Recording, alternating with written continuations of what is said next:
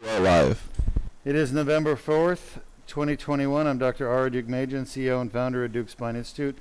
We're getting ready to start a Deuk laser disc repair procedure to help a patient with, no, we always start lateral. Always start lateral. To help a patient who has 2 herniated discs in his lower back. Now, how long have you had pain in your back? 6 years? 7 years? 8 years, sorry, 8 years. All right, 8 years. And we're going to fix that today. I want to try to get our blood pressure down a little bit. Let me know when you're able to bring it down just a little more. Lay still, you're fine.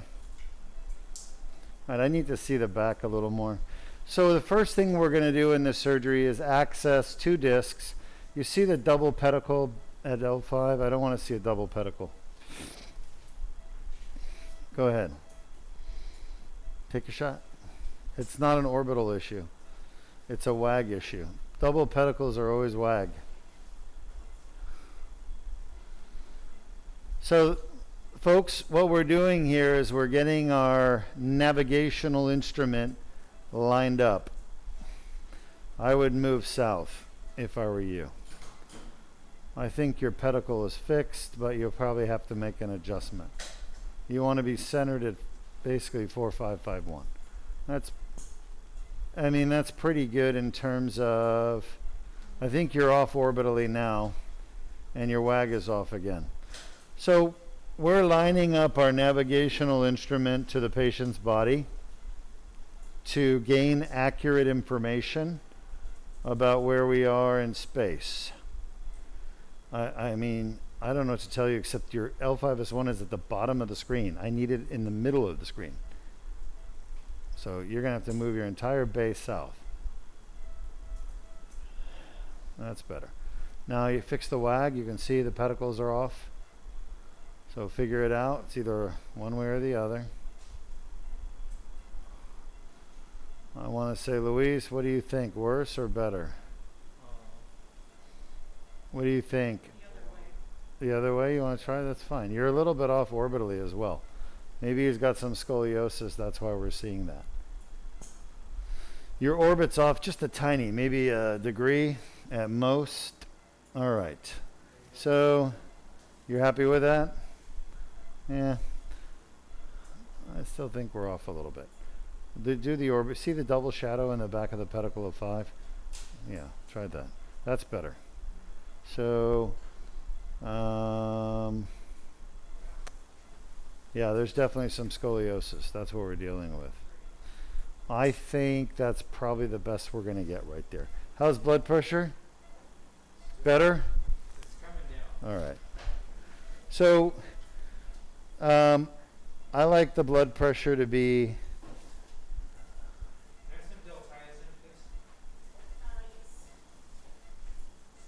Huh.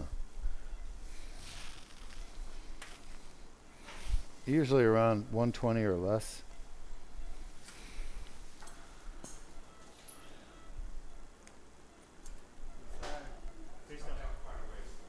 No, that's all right. Take your time. I'm perfectly fine waiting to get it right. So Monica, is there any way to zoom in more? I want to see that level better, L5-S1. Yeah, that's what you're going to need to do then.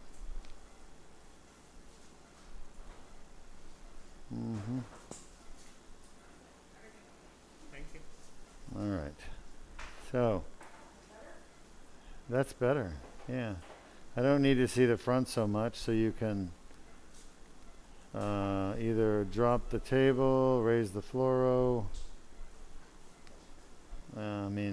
You can do that too, but I need to see the back. It's good. All right. Okay, so again, I think we're seeing too much sacrum now. A little bit too much sacrum.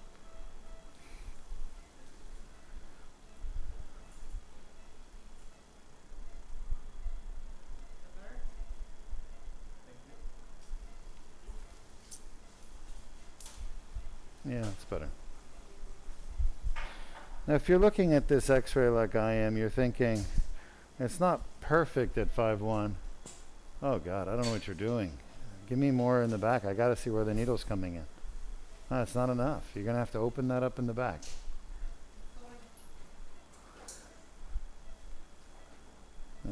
I don't know. Are you all the way in? Yep.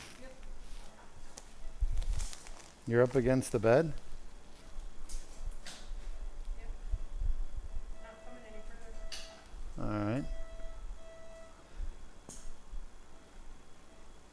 I need to see kind of a little more of the needle. A little more where? Needle. You know we're putting a needle in, right? A needle is long and straight. So you have to see where it's coming way before it gets to the disc. There we go. That's better, but still a little too much sacrum. A little too much sacrum. A little too much sacrum. I know it's been a while. Don't make me call Jordan in. All right. That's better. That is better. All right, so I'm thinking this fucking lidocaine is worthless. Try not to move. You're doing really good. When you move, you change my alignment of everything. So you're doing good. Everything's okay. All right, we're getting there.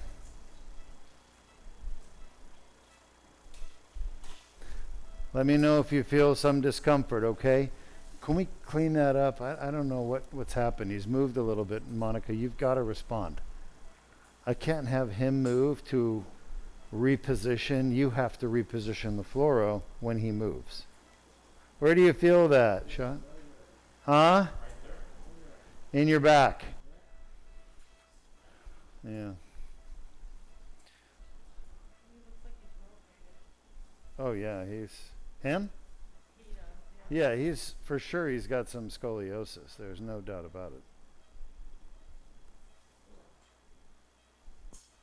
You're fine. Just hang in there. Shot.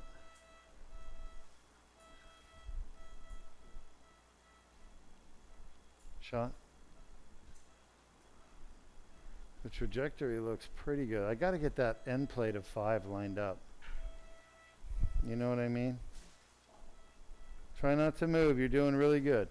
Can you give me a better end plate of 5? It's going to be a wag issue. I think you're going the wrong way.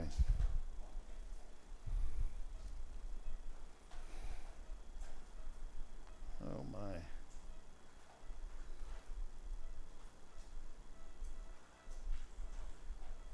Alright. That is a little bit better. And we're off. No, it's too much. Shot. Yeah, that's better right there. Alright. Let's just leave that. Okay.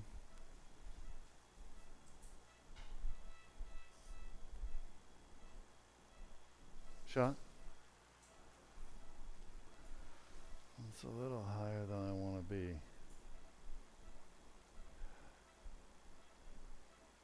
All right, let me have the wag. Shot. Shot. Shot. Shot.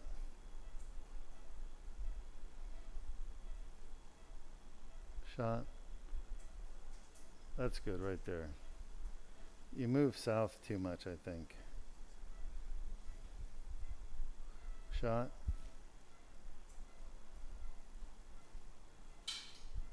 What just came off over there? Something came off over there. Shot.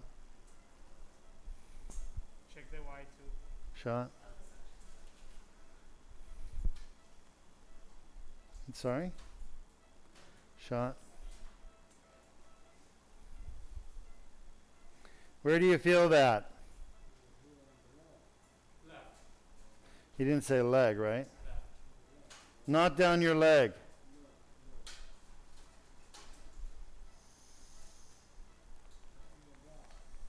I understand. You're doing great. Just hang in there, Sean. I think we're up against, yeah. Sean? I think he's moved just a little bit again, but I think might be okay.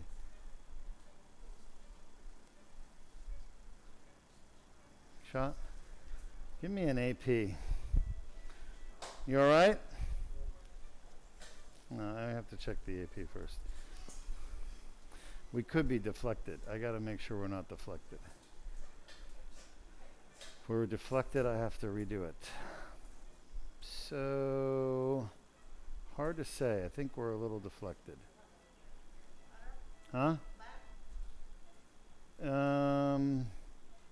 Yeah, go back to a lateral.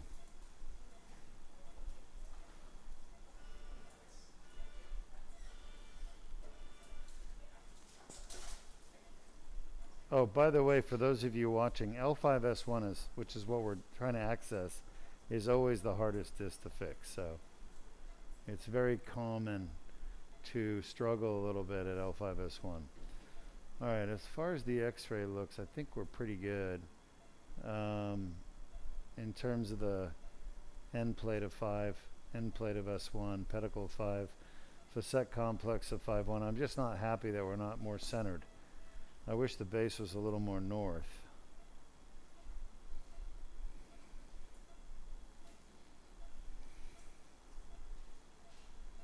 Yeah. All right. Again, we've lost it, our view. We just we're like a monkey trying to screw a rolling donut, chasing it around. Yeah, but it's your job to get it right. That's what I'm trying to say. Now, I can guide you, but ultimately, I got to worry about what I'm doing. You got to get me the right picture. So, I don't think that's too. Again, you just swung down south. You're showing me too much sacrum, not enough of 4. What happens when you get too much hip? Huh? No, you get too much hip, you use too much X-ray radiation. You have to boost to get through all that soft tissue and hips. So you really should be, that 5-1 disc should be in the bottom half of the screen. I shouldn't be wasting 10 minutes trying to get the X-ray right.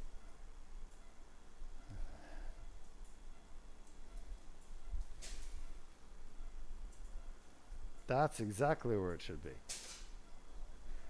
Now you just got to get the pedicles lined up and the end plates lined up. And that actually, it looks pretty good. I just a little blurry because I think there's some movement. No, that's pretty darn good. I think that's pretty darn good. All right, let's try to keep it there. How are you doing? I'm going to do a little dye just to see if we're inside the disc or not. Okay, if we're in the disc, we're going to stay. If we're not in the disc, we're going to reposition. Shot? Let's go with an AP. Come back to that same lateral.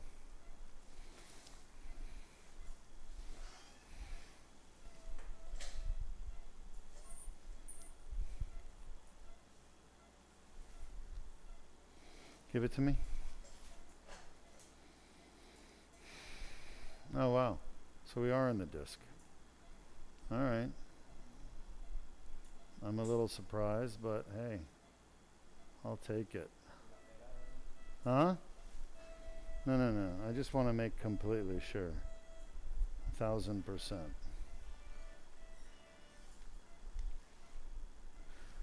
Is it pretty collapsed disc? Yeah. Shot? It's kind of open for the AP, but that's fine. Shot? What do you mean trying? All right.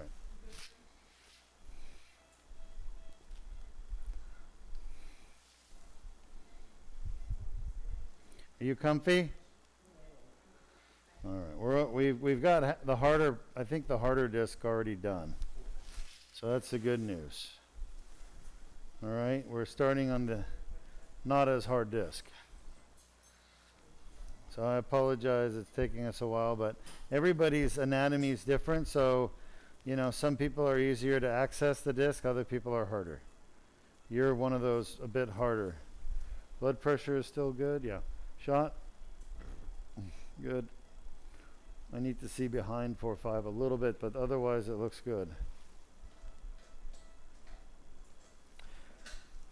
Anything you can give him for some anxiety or settle him down, he's like, as soon as he feels a little inkle of pain, he's jumping off the table like a mullet.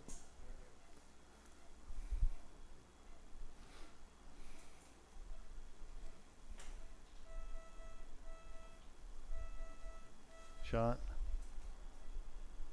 All right. Just a little bit of something. Something that wears off quickly.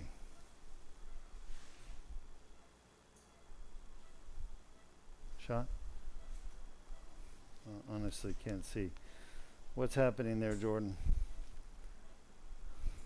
Let's get those pedicles lined up at L4.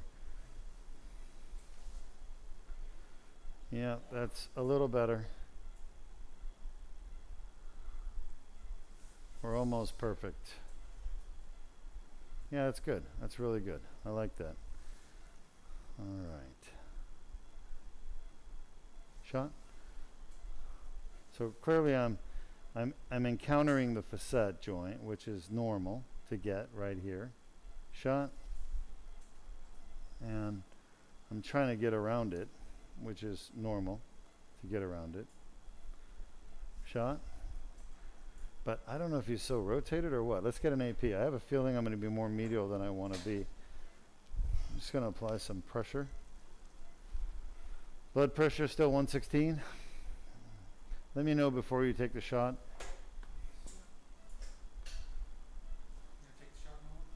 Go ahead. Yeah, so I'm a little medial. All right. Come back to a lateral. That's perfect. Everything's going good. You have nothing to worry about, okay? Let me know when you're ready. And you're pulsing, right? Yes, sir. Go ahead. Take the shot. All right, so that's good. We're almost done, all right? I promise you. You're very close. Shot. Where do you feel that? Huh? In your back? I need you to help me, doctor. In his back. Yeah, perfect. Shot.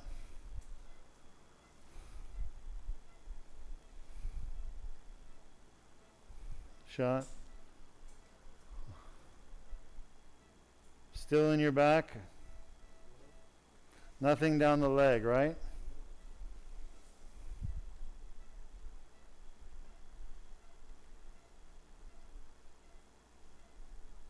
Shot.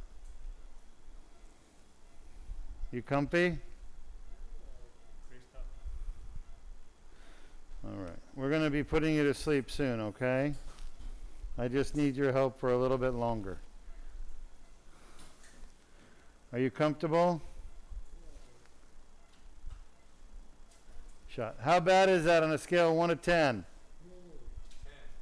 Is that where you typically get back pain? All right, we found one of your bad discs. Move your hand, please.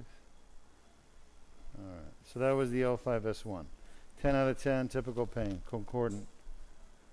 So L5-S1, 10 over 10. Is it better now? All right. We're going to be putting you to sleep very soon. Just not quite yet. How bad is that? Look at the size of the tear. Show them the tear, please, Jordan. Look at the tear at L4-5. It's massive. How bad is that on a scale of 1 to 10? I can't hear you. 8. Is that where you typically get your pain? So Jordan is showing you with the arrow where the herniation is and where the tear. Show him the herniation. That's the white arrow. Show him the tear.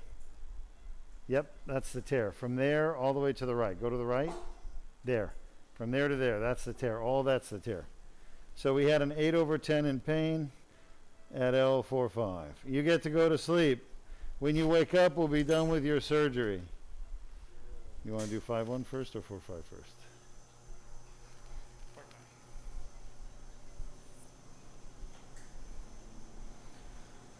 Can you count from 1 to 100 out loud? Count out loud? Nice and loud. Shot? We're going to do 4-5 first, per Luisa's request. Shot? You can see the guide wire on the lateral x-ray. I'm going to use the guide wire to direct my dilator. You can see this, Diego? Yes, I can see it. It's going to slide right down this guide wire. Guide wires have been used in spine surgery for years. Even when I was in training, we were using guide wires. Back in the early 2000s, we were using them at that time to put in screws. Shot? What were called percutaneous pedicle screws. It was a newer technology. And we were basically running the screw right down the guide wire. Shot. So the first disc we're going to fix is the L4-5. You see the dilator is heading right for it. Shot. All right. And here we are. Now there's a massive tear in the back of this disc. It is huge.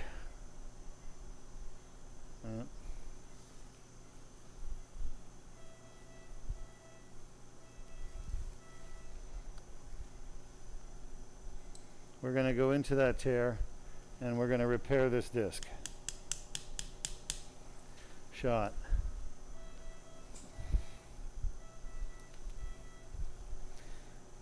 Shot.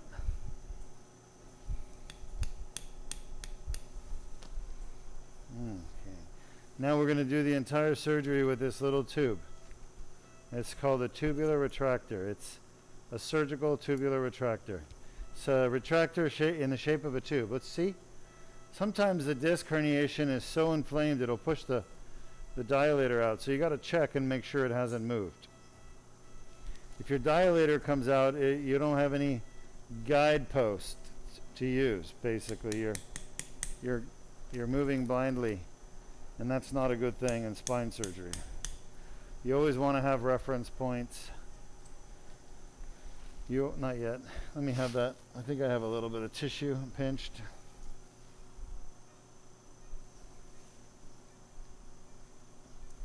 Shot. Just think I've cold welded it. Okay. Shot. Take. Let me have that thing. It's called the impactor.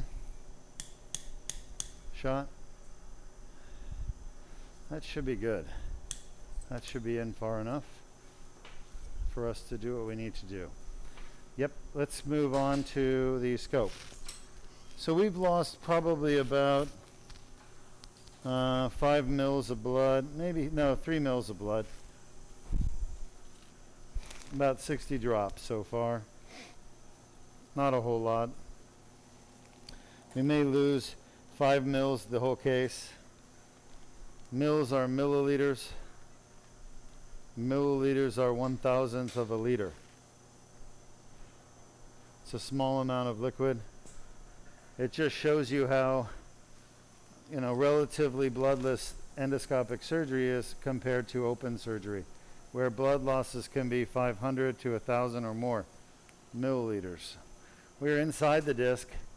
This is the L4-5 disc. And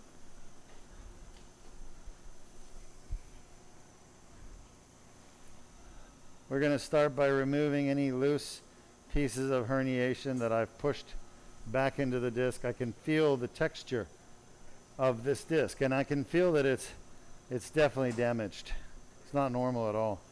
And the blue stain shows you that the nuclear material is, watch the light up there, is definitely abnormal. It's been acted on by inflammation. Degenerated. We're at 30? Yes, sir. Thank you. Our first surgery, the cervical patient, look how nicely the laser vaporizes this stuff. That's a fresher disc herniation. See, the older disc herniations are far more scarred up, and they don't respond like this. They don't break up so easily. They stick together, and it really takes a lot of work for the laser to break up the scar tissue from the older herniations. But this part doesn't have as much collagen. What am I struggling with there? Yeah. This part doesn't have as much collagen. It's not as much scar tissue. I can still see islands of scar tissue, but for the most part, it's a little less collagenized. Collagenization is a term we use for the degree of scar tissue. Something that's more collagenized has more scar tissue. Something that's less collagenized has less scar tissue.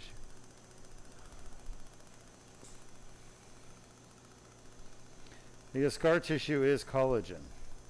So the degree of collagenization is the amount of really collagen, which is really a reflection of the amount of collagen that's been laid down during scar formation.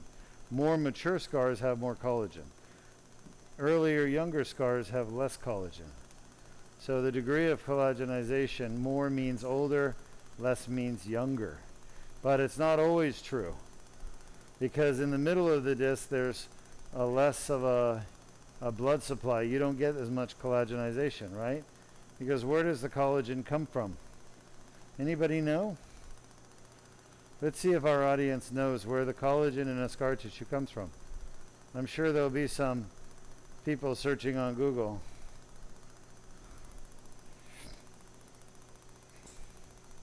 But I'll give us a few minutes for people to respond. Can you hear me, Diego? Yes, I can hear you. There is a question in the chat if you have time to answer. Sure. Yes. So somebody from YouTube says that they've heard of treatments in South America where they use psilocybin to cause relief in the patients in lower back pains. They want to know your opinion on that. Yeah, so psilocybin is a psychoactive drug found in nature, produced normally by plants or fungi, in this case fungi, and people know it as the magical mushroom.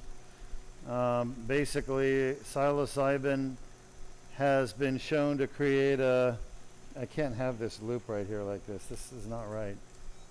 Psilocybin has been shown to have psychotropic properties. What's psychotropic? It goes and works on the brain. Nobody really understands all the psychotropic activities or actions of psilocybin. I don't know. I've never heard of it being used for pain. Okay? But could it affect people's response to pain or pain pathway? Absolutely. Huh? Same as ketamine, I'm being told by my anesthesiologist. What else do you know about psilocybin with pain, with respect to pain? Like a dissociative anesthesia? It actually resets the default mode network of pain, where your brain only knows one default mode, which is that neuro tract of pain, if you will. And things like psychedelics like psilocybin, ketamine can help the brain depart from those default mode networks and increase the production of mTOR as well as brain-derived neurotrophic factor. And those things apparently help rewiring in some sorts of the brain, helps the pathways that way. All right, well, my partner here in the operating room, the anesthesiologist, has informed me what he understands how the mechanism of action of psilocybin and even ketamine work on the brain is that apparently they look at that, Louise. Huh? Look at this. We got some blurring with pressure. Maybe the lenses are starting to shift inside the scope. And it affects neuroplasticity. Yeah, so basically there's an old there's an old saying in neurophysiology. It's called neurons that fire together, wire together. And what it means is that neural pathways that repeatedly fire and in a sequence together generally will strengthen those pathway and relationship, because remember, neurons are not they're dynamic cells. They can actually grow connections, more connections with certain other neurons in a pathway. They can take back connections. So they're not static cells. There's not static pathways in the brain for pain. They're dynamic. They change. And so somehow psilocybin apparently, and I don't know this because I haven't done any research on it and I don't use it, but in my patients or myself, but psilocybin apparently helps pain pathway neurons reorganize structurally and physiologically so that those pain pathways that are learned over many years are abandoned for, I guess, pathways that don't allow as much pain to be perceived at the level of the consciousness. I don't know if I can explain it any better than that. I'm not an expert on that, to be quite honest with you. But good question, fair question. I'm glad you asked it because, psilocybin and psychedelics are in the news a lot these days, and they're talking about how they're used for PTSD and how they're doing research on them. I don't know how much of that is true. I can't validate that, so I'm not an expert on these type of drugs. So don't just take my opinion with a grain of salt. I know a lot about it because I wrote the book. Wow, you wrote the book. Nice. So Dr. Edwards has a book. What's the name of this? Let me read it out loud. Suicide, COVID-19, and Ketamine by Jonathan Edwards, MD. Hey, look it up on Amazon and Google. So it's Suicide 2019 or COVID-19? Suicide, COVID-19, Ketamine. The author is Dr. Jonathan Edwards. He's our anesthesiologist. Anyway, Dr. Edwards apparently has a very good understanding of the subject matter, and he's here in the operating room helping me with this patient. But I don't know. Read the book. Buy the book, read the book.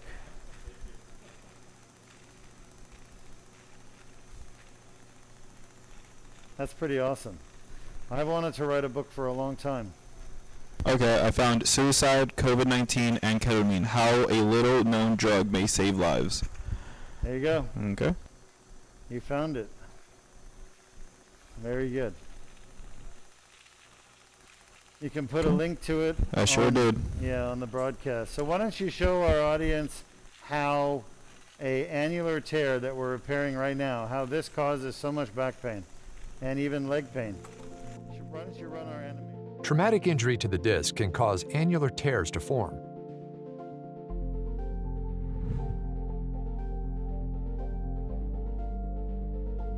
Pressure on the disc causes herniation of the nucleus pulpus through the annular tear.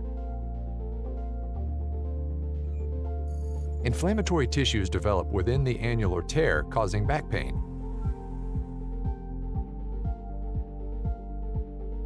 The inflamed annular tear generates pain signals.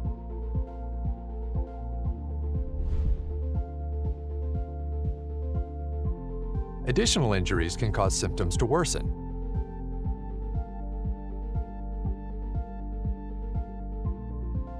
Inflammation from the annular tear can spread to nearby nerve roots, causing leg pain.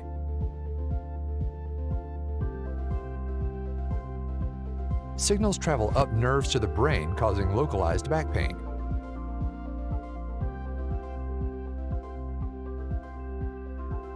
Pain signals reach the primary somatosensory cortex, causing conscious awareness of pain.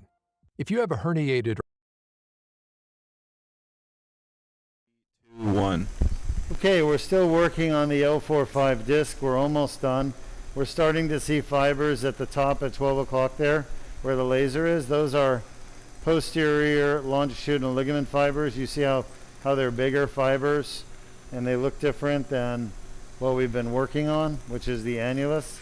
This white stuff is all the annular tear. And I'm just cleaning it up, getting this blue stuff, which is the herniation, out of it. As long as the herniated nucleus pulposus sits inside the annular tear, it won't heal.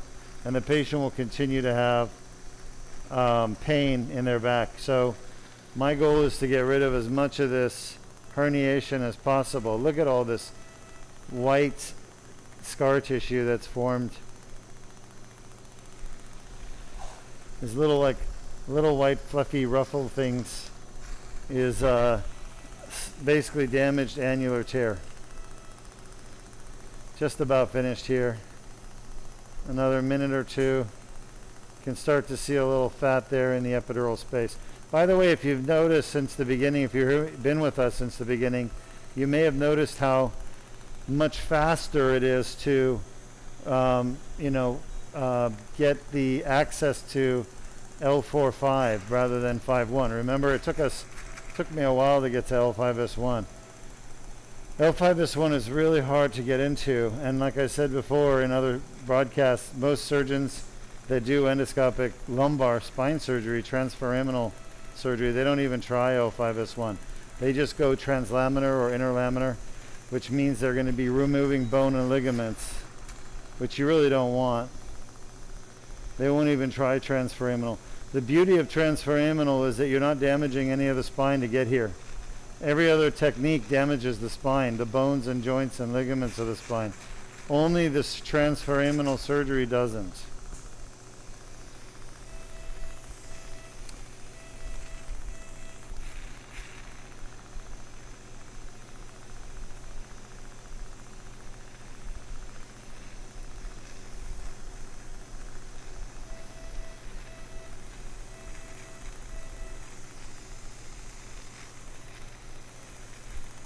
We have a question from Facebook.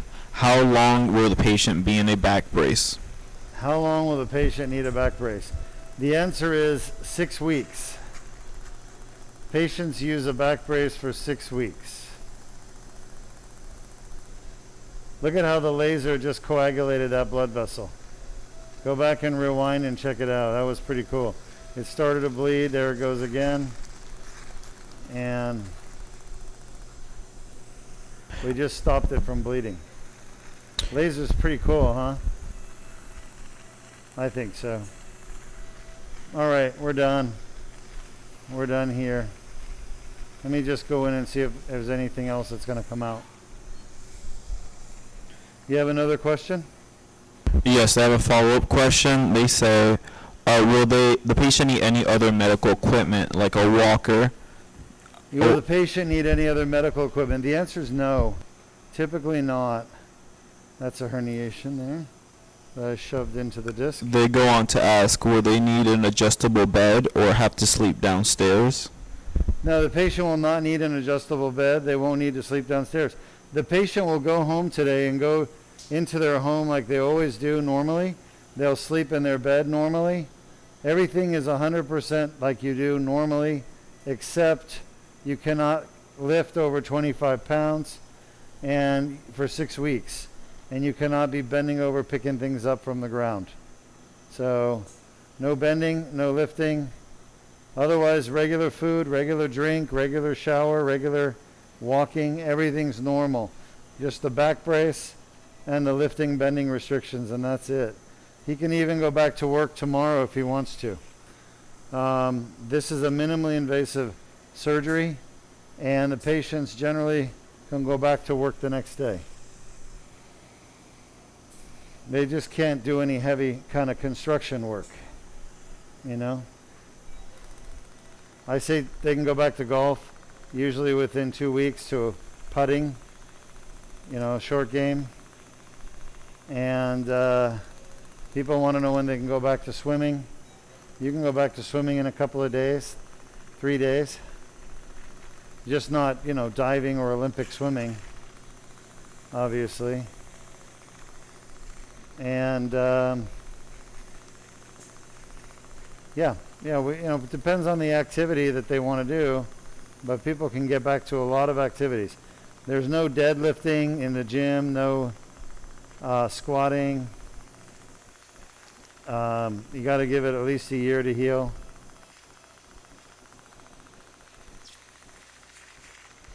We have another question.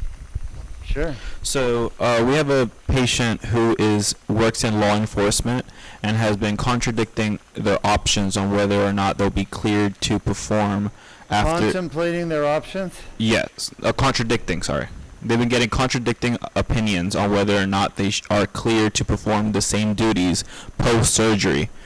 They want to know your opinion. Would I be at more risk in instances of physical altercation after the surgery? Yeah. Yeah, hey, thanks for asking. We have a lot of patients that do law enforcement and they do the laser surgery.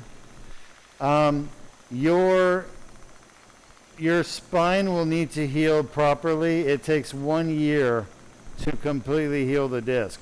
The reason is because this disc doesn't have much blood supply.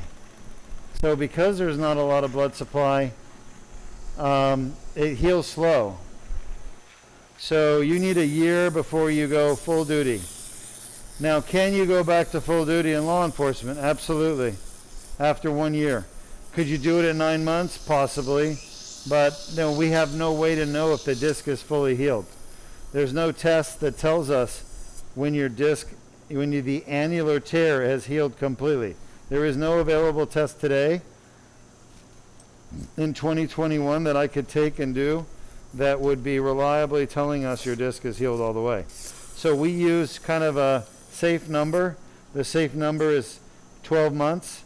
At 12 months, your disc is healed all the way. At 9 months, your disc may be healed all the way. But I don't know that for sure. But I think between 9 to 12 months is a pretty good number.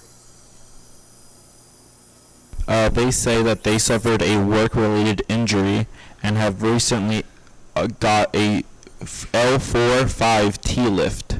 Okay.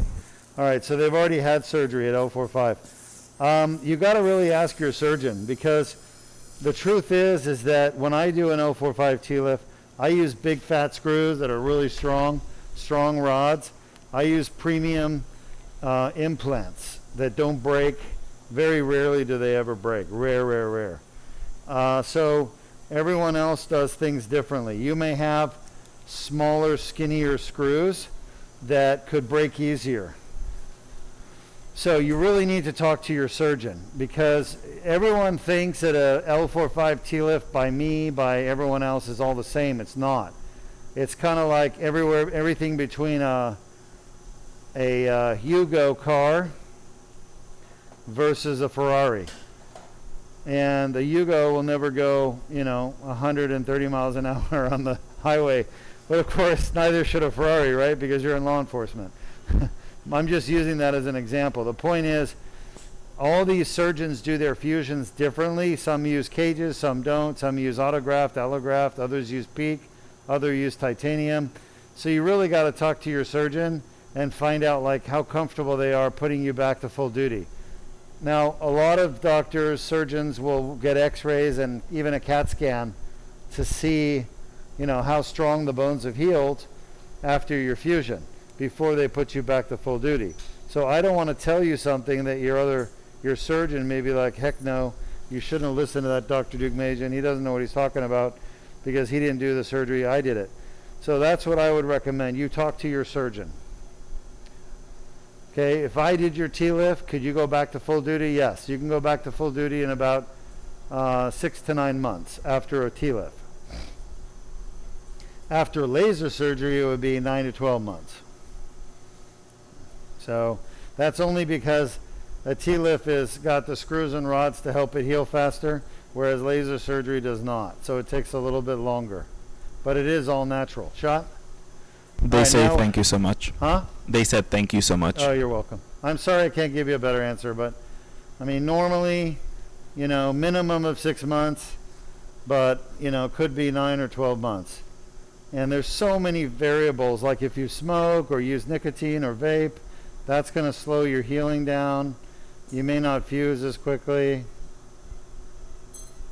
The guy's breathing, and so I'm trying to get this dilator down the guide wire, but it's moving. It's like a moving target. Okay, now we're going to do L5-S1. So our patient is still asleep. And we're going to just nice and slow and gentle advance the dilator down to the L5-S1. And remember, I'm going past the foramen again. Yep, perfect. I'm going through the foramen into the disc. Yeah. So we're coming around the side. Shot. Beautiful. Absolutely beautiful. So we're coming around the side, and I can feel the disc. Shot. Yeah, that's nice. I'm going to bring my guide wire back just a little bit. Shot. Because I don't want it to go forward into the pelvis. And yeah, I mean, it just depends on how good of a job the surgeon did. I hate to say that, but it's so true. If the surgeon used good equipment, you know, it's kind of like, it's like me asking a police officer, how fast can you chase a criminal in a car in a high-speed chase?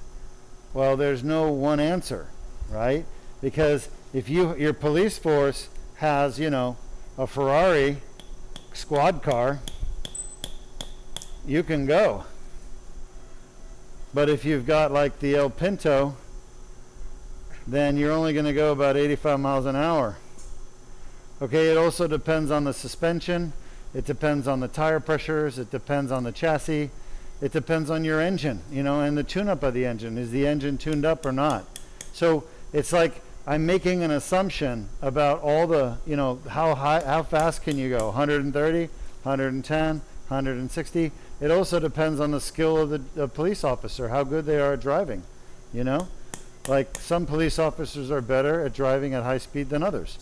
So the reality is some surgeons are better than others, just like some police officers are faster drivers and some cars are better.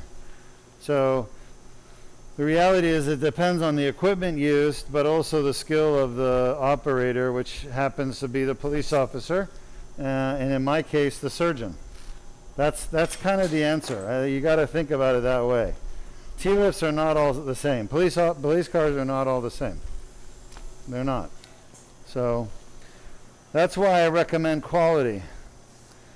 You know, if you want to have the best chance of getting those criminals, you got to have the best equipment, the best training, and the best operator.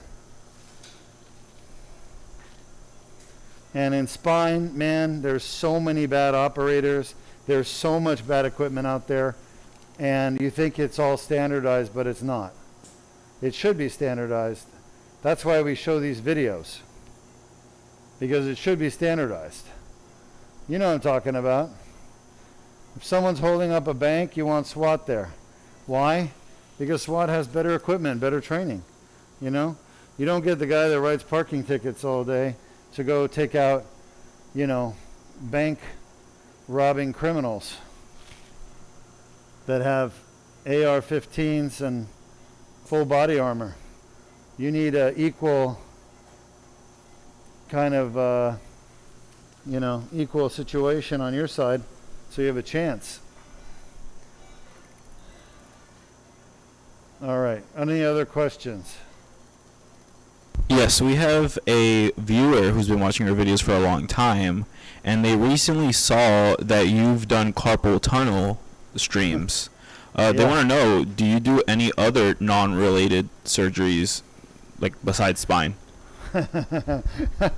Yeah, great.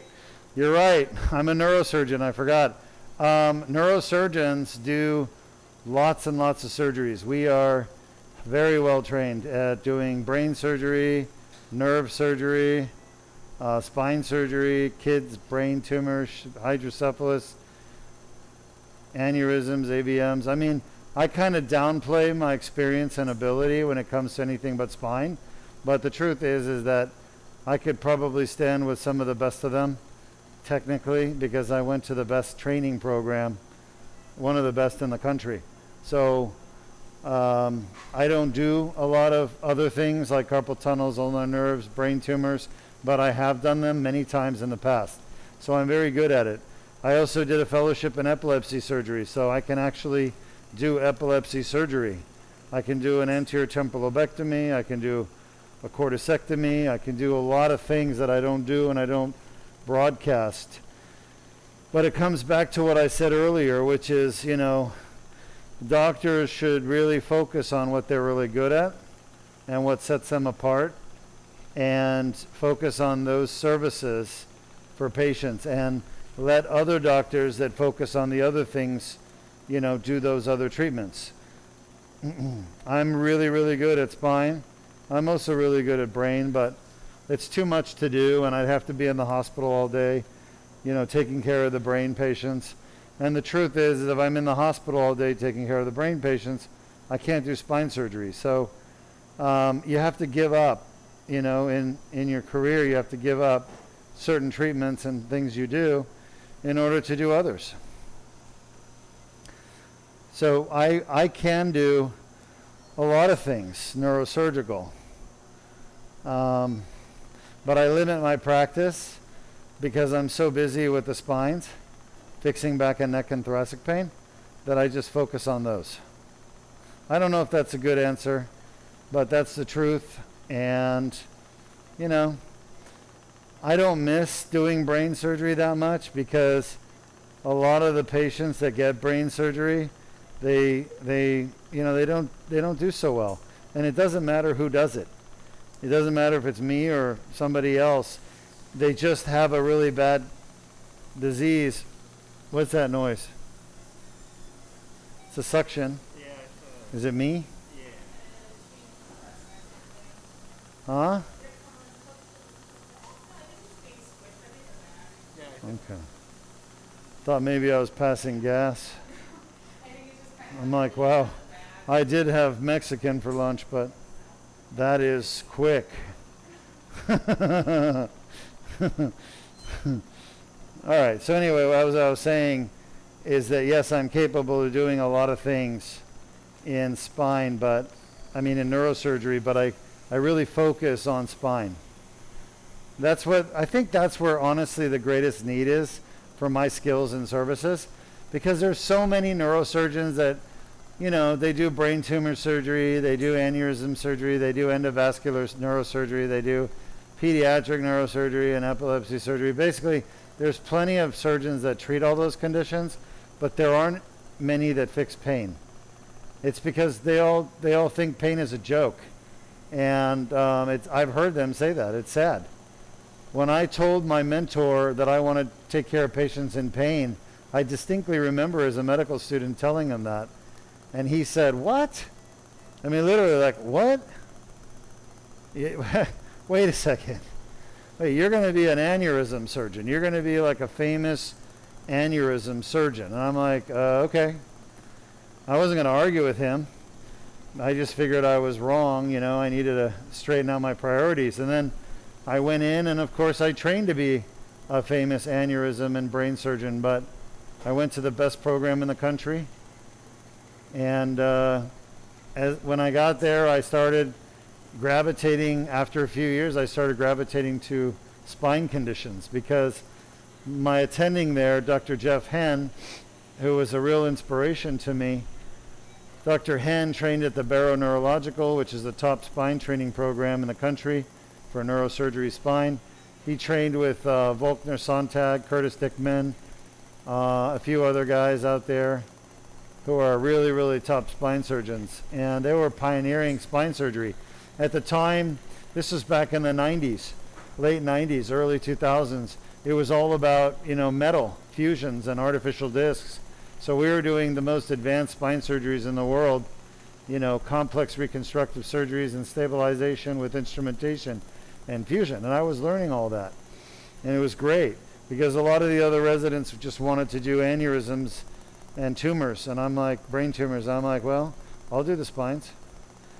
And I started to see these patients that had these amazing surgeries, and they were doing better.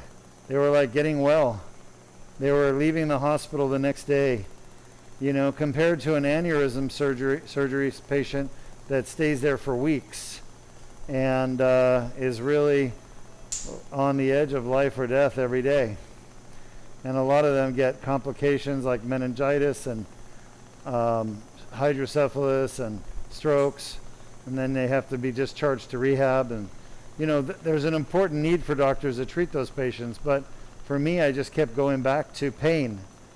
I was like naturally drawn to fixing pain. So I know Dr. Weiss, I don't think he's alive anymore, but you know, maybe he'd be disappointed with me for not doing something sexy like aneurysm surgery. But I still can do aneurysm surgery. I can clip an aneurysm tomorrow. I could do it probably very well. But I can't do it here at Deuk Spine Institute because we don't have the resources. We don't have the equipment. I mean, that you're talking about expensive equipment for managing patients with subarachnoid hemorrhage from a ruptured aneurysm. You're talking about even more money than what I've spent on all of this equipment for the laser surgeries. I spent millions, but to run a neurosurgical ICU and a neurosurgical OR to do aneurysm surgery, you're talking about tens of millions of dollars in equipment and staff and, you know, training. So yes, I can do lots of other procedures, pretty much anything neurosurgical, and I just don't do it because I'm so busy with fixing people's back and neck pain. I don't know, maybe that was too long of an answer. We're just about done. About 1 minute. Huh? I don't think you need to. We're done. That's all right. We're done. Don't be a Karen. I'm kidding, you know that. I'm kidding with you. You're like, I'm not a Karen. I'm a Crystal. All right. Any other questions for me? Yes, one more question. What's Yes. the longest amount of time you spent on one surgery? The longest amount of time I spent on one surgery. I talk about this every once in a while, right? I think my team knows the answer.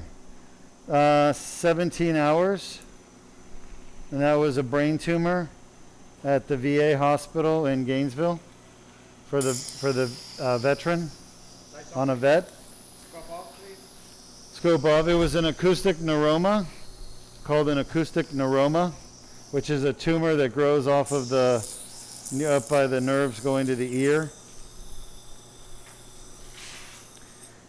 inside the skull. And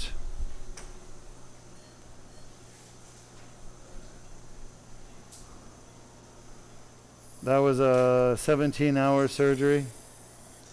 And the reason it was 17 hours is that the surgeon I was doing this surgery with, his name is Dr. Roper. He's an attending. I have a lot of respect for Dr. Roper. I love Dr. Roper, but he's the slowest neurosurgeon on the face of the earth.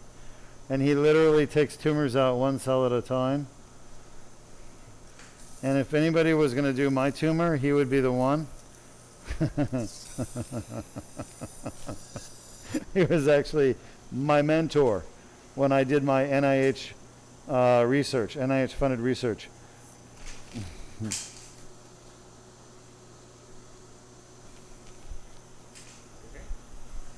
I'm just disappointed in myself, that's all, for letting that fall. Dr. Roper had a nickname when I started, so it was pretty funny. Dr. Roper trained at UCLA. He's an epilepsy surgeon. And Dr. Roper is a skinny guy who plays the electric guitar. He's all amped out. And when I started neurosurgery training at UF in Gainesville, the chief resident every day assigns, he or she's the 7th year resident, they assign the residents to every operating room. So if there's 6 ORs going with six attendings and cases, they pick who goes in what room. And the junior resident, the lowest person on the totem pole, you know, the lowest filth of a doctor in our neurosurgery program, was put into Dr. Roper's room because nobody wanted to be in there. And the moment you had some seniority in the program, once you became a second level junior, then you were not going in there anymore because nobody wanted to operate with Roper. And Roper would sit there the whole case and just like bury his face in, and just under the microscope or there, he'd just be operating like this. And you're like trying to see what the hell he's doing, and you can't see past his head because he's got his whole face in the wound. So you're not learning anything watching. He doesn't let you do anything. You're not even allowed to do anything except irrigate. And so irrigate, and then you graduate from irrigating to sucking with a sucker. And so he had a nickname. His nickname was Dr. Jekyll and Mr. Hyde. And he had a reason for that nickname. Is because he would be the calmest, quietest, nicest guy 1 minute, and he would literally on a needle tip pivot to like the most, like a badger, a honey badger just going wild. All right? So he'd be like sitting there, we always make fun of him, he'd be sitting there talking about Led Zeppelin. He'd be like, yeah, man. And then Led Zeppelin came out on the stage. What the fuck are you doing? Suck! Suck! You know? Just like that. And then I'm like, okay, I'm sucking. And they'd be like, oh yeah, and then they came out on stage and they were like ripping it up with that riff, and you know, everybody was going crazy. So Dr. Jekyll, Mr. Hyde, Dr. Roper, he turned out to be my mentor. I picked him as my mentor. But I'll tell you, he really makes you pay attention to the details. All right, we're done. Everything went good. I think he's going to do fantastic. We had no complications. Our blood loss, I'll call it 5 mil. And this was the left side, everybody agree? DLDR, L4-5, L5-S1. All right, type up your questions for me, and I will come and answer them for you. Good job, everyone. 2 more to go. The next one's a bilateral 3-4-4-5 lumbar for 2 herniated discs on both sides with leg pain down his legs.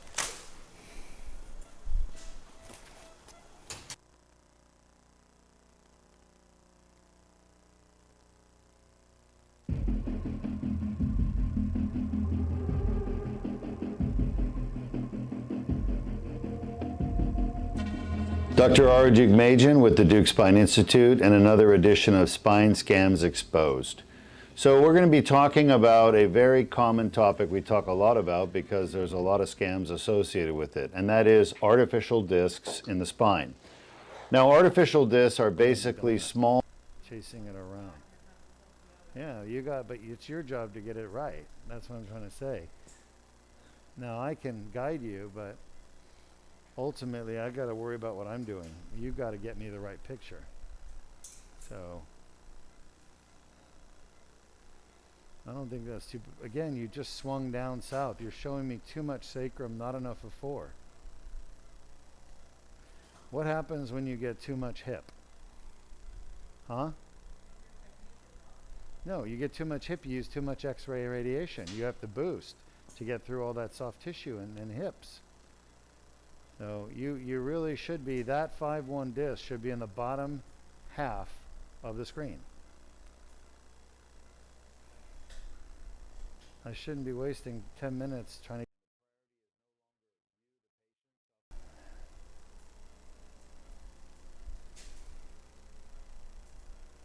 That's exactly where it should be. Now you just got to get the pedicles lined up and the end plates lined up. And that actually... this because there are so many people out there having problems with them that you need to know about these problems, and that's why we cover it from time to time. We've got a whole series now on artificial discs as spine scams. So why do people get artificial discs put in? They get artificial discs put in for one reason: they're in pain. Okay, they're either having neck pain or lower back pain, and these artificial discs can be put in through the front in the neck or through the front in the lower back. The key is they have to go through the front, and that in itself brings about problems because going through the front of your belly can create all kinds of complications. We're going to talk about some of those complications today. But I'm also going to highlight some of the viewers on Facebook who have been posting about their artificial disc experiences so you can learn from their mistakes. So let's take a look at this first post on Facebook under the cervical disc replacement surgery group. So here's a patient who says, I'm 1 year post-op from a C5-6 anterior disc replacement right through my neck. And the last few weeks have been the most intense muscle tension and pain in my neck, shoulders, and upper back. It's causing problems in my jaw, headaches, almost daily, and inability to sleep. So here's a patient who went in with one bad disc in their neck. They could have had the Deuk laser disc repair, and that's one of the reasons we want to bring this to your attention. You have all this pressure, all this financial pressure from companies that want to put those discs in you so they can make money, and that's driving surgeons to implant these artificial discs that don't work well at all. While on the other hand, there's a new technology using endoscopic surgery, tiny 4mm incision. We go in with a tiny tube and we actually repair your own disc. We don't put anything unnatural in your body. There's no metal or plastic. There's no company getting fat and rich off of your surgery. It's all about you and doing what's best for you. The problem is most surgeons don't know about this surgery, and they don't know about it because they're not being puppet controlled by the big companies to do the endoscopic surgery. You see, there has to be a motivating force behind it. For us at Deuk Spine Institute, the motivating force is to do what's best for the patient, least invasive, most successful treatment. And that's the Deuk laser disc repair endoscopic surgery. I brought the technology over from South Korea, and I brought it to the United States, and it works amazing. We've done over 1,000 surgeries now on patients in the last 15 years with basically 98% elimination of neck pain and arm symptoms and even headaches associated with artificial discs. Now this poor patient here is suffering with pain in their shoulders. They've tried massage, they've tried the tennis ball, they've even had muscle relaxers which cause their heart rate to drop into the 40s. That's not good. So basically they could have a heart attack from the medication they're used to treat the pain they're having as a result of the artificial disc surgery. Mind you, this is one disc that was repaired. All right, so now they have an appointment to see their primary care doctor. Basically, the surgeon that put the disc in is of no help to them, useless. So they have to go back to their primary care doctor. That's the wrong doctor to help you with a spine problem. You need your spine surgeon helping you, but they've abandoned this patient.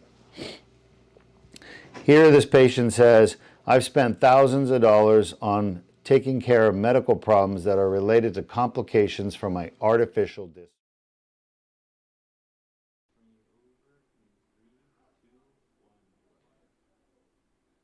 Okay, I'm live. Hey, I am alive.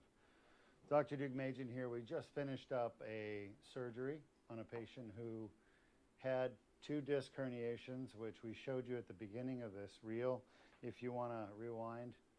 Right, Diego? Reel, huh? Did you ever work with reels? A couple times. Couple of times. So movies were always shot, production, reels. It was done on film, 9mm, right? A long time ago. And now everything's digital. So Diego's just like a digital baby. He's never really worked with a reel. But so basically, if you want to rewind digitally, you can go back to the beginning and see that this patient had an MRI. And that MRI, we kind of showed you a side view at the beginning, and it showed 2 herniated discs, one at L4-5, one at L5-S1. Yeah, there it is right there. Diego's pulled it up behind me. Nice job, Diego. Well, there they are. You can tell those discs are different looking than the ones above. And they're bulging out there in the back. And that's where his pain was coming from, what's called an annular tear at L4-5 and L5-S1. So let me show you what that annular tear and disc herniation kind of look like. If you look through here, okay, this little model, you see that tear back there. And then whenever people kind of bend forward or lift something, they put pressure on their spine and the jelly squeezes out. You see that? Isn't that cool? You like that model? I designed this model. This was made for me by a Canadian. He's actually a chiropractor, but this particular model I designed. And what it does is it shows you through the bone, which is hard to see, but you can see the tears in the back there. They're red, and there's these little yellow things where the nerves are along the tear. And that explains why there's back pain. And so I designed this model, and he created it for me so I could teach all of you about it. I've had these sitting in my office now for years. So I just don't use them very much. But you can see the jelly coming out there and then back in. So anytime people bend forward, they're putting pressure on the disc, and that actually squeezes more disc material out through the tear. So this patient has tears in the annulus, and the jelly is pushed through the tear, wedged in there, and that was causing all of his back pain. We tested those discs with what's called a discogram, and the discogram showed that one disc was a 10 out of 10, the other one was an 8 out of 10. So that's the result we got, and that was his typical pain. I said, is that where you typically get your pain? He said, yes. So that pain will be gone now that we did the Deuk laser disc repair. All right, we did it all through a 7mm incision, and we lost 5 milliliters of blood, which is about 100 drops of blood. We're going to take questions right now. By the way, in case you didn't know, we have a new segment on our YouTube channel. We call it Spine Scams Exposed. There it is. Nice. And Spine Scams Exposed, we talk about all kinds of crooked behavior in the spine world, and I expose it along with Diego. Diego is like amazing. So he's made my boring videos much more interesting because he adds a lot of good content to help people understand what I'm talking about, because I just talk sometimes in a different language, the language of spine surgeons, but to really relate it to people so they understand what we're talking about, Diego comes in and does some really good editing. Long story short, Spine Scams Exposed, good entertaining content, better than anything on Netflix. And we also have our Deuk Spine Institute app, which is downloadable for free on your phone. And you can go through the app, and there's a lot to learn in there. We have good stuff, pictures and content and videos.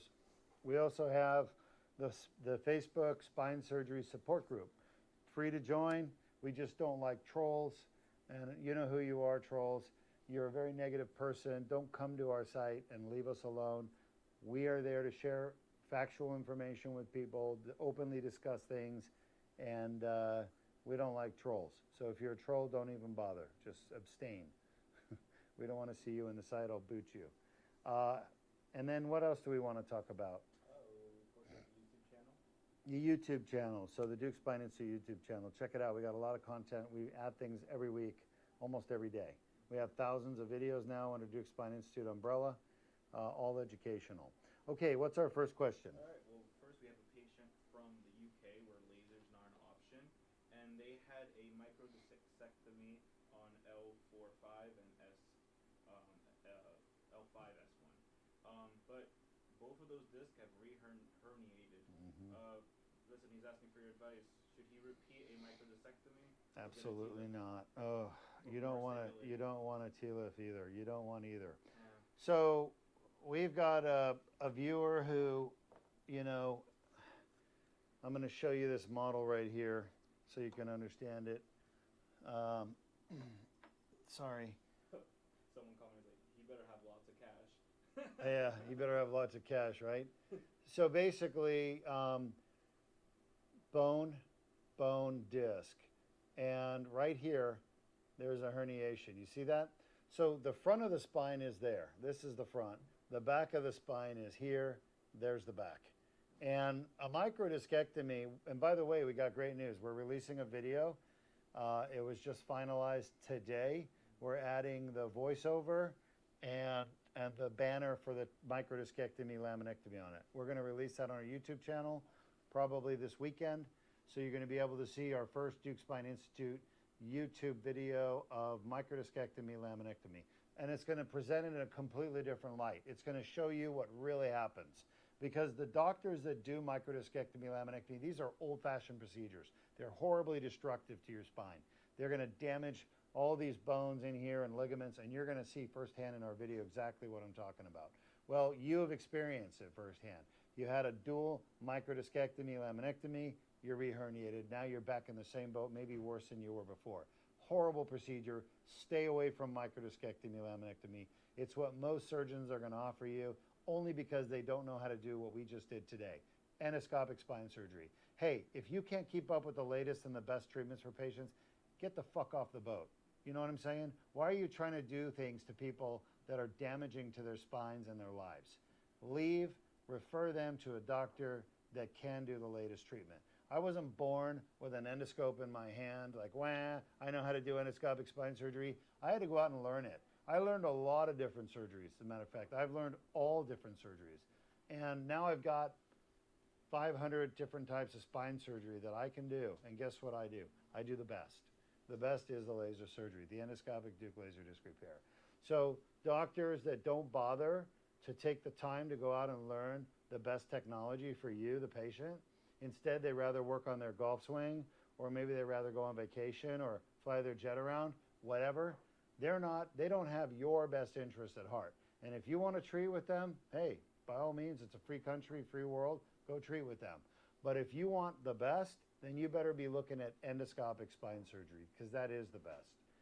All right, endoscopic surgery, instead of going through the bones and ligaments and drilling them away, we go around. I go around. I come from the side. Can't even see my toothpick. But I go around and under the nerve root. There's the nerve root.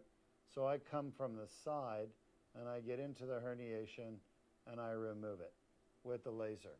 And I clean up the tear. Okay? All these other doctors that do microdiscectomy, they're peeling your muscles off your spine. Literally ripping them off. I've seen them rip them off. They rip them off. And they're destroying your muscles. So if you look at an MRI a year later, you're going to see all the scar tissue where your muscle's dead. And then they drill holes in your bone. Okay, bad. That's bad. It's going to weaken your spine. And then they're going to peel your ligament out of there. The ligament that connects one bone to the other and stabilizes it, but they peel it out. Not only do they destroy your facet joint, they're peeling your ligament out. And then, oh, maybe we can see the herniation now. And they go and try and pull out little pieces of it. It's a shit surgery. That's why you reherniated. Don't do it. Don't do the fusion. Get yourself out here to the United States. Get the laser surgery. It's worth it. It's your spine. If you want to continue to have problems from surgeries that are inferior or suboptimal for you, that's what you're setting yourself up to. You know, folks, that's why we do these broadcasts. We do these broadcasts for one reason. If I didn't have a better surgery for you, we wouldn't bother doing the broadcast. If all I did was fusions, which I've done many, or microdiscectomies, we wouldn't be broadcasting because there's nothing to teach you because you're already getting it. Maybe we do it better, but that's not worth broadcasting for. So we're trying to tell you there's a far better surgery out there, endoscopic, transforaminal in the back surgery. And in the neck, it's through the front, transdiscal. Okay, educate yourself, understand what's best for your body. I would not have another microdiscectomy. I would not have a fusion, okay? Travel and get what's best. If I want to see Big Ben, I don't go onto my virtual reality, headset. I don't go on the computer. I travel to England. If I want to see the crown jewels, I travel to England. You understand? If I want to have haggis, I go to Scotland. If I want to watch a Formula One race, I go to the Formula One race, wherever it is. Of course, I've never been to a Formula One race, but I would like to someday. The point is you go there and experience it the right way. Go and get your back or neck fixed properly. Invest the money and time into your body, your health, and then you can enjoy yourself the rest of your life knowing you did it right and you don't have any more pain or complications. Patient says he works a physical job, a lot of bending and lifting, and he just recently submitted his MRI to your website and looked so you can take a look at his reherniation. All right, well, I will be happy to look at your MRI and anybody's MRI of their spine, and we will give you my thoughts, my opinions. And by the way, for those of you who take advantage of the Deuk Spine Institute free MRI review, you know that it's me. I'm the one talking to you on the video camera. And I sit there and I go over your MRI with you. Yeah, we only get 15 minutes, but hey, you're not paying for it. You're getting basically a $1,000 consultation for free. And so take advantage of it. Honestly, I don't care if you come here and treat or not. As long as I've done my job of telling you what's wrong with your back or neck, you decide what you want to do. It's your choice. You're all grown-ups. But at least you had the opportunity to do what's right for yourself. That's it. Thank you.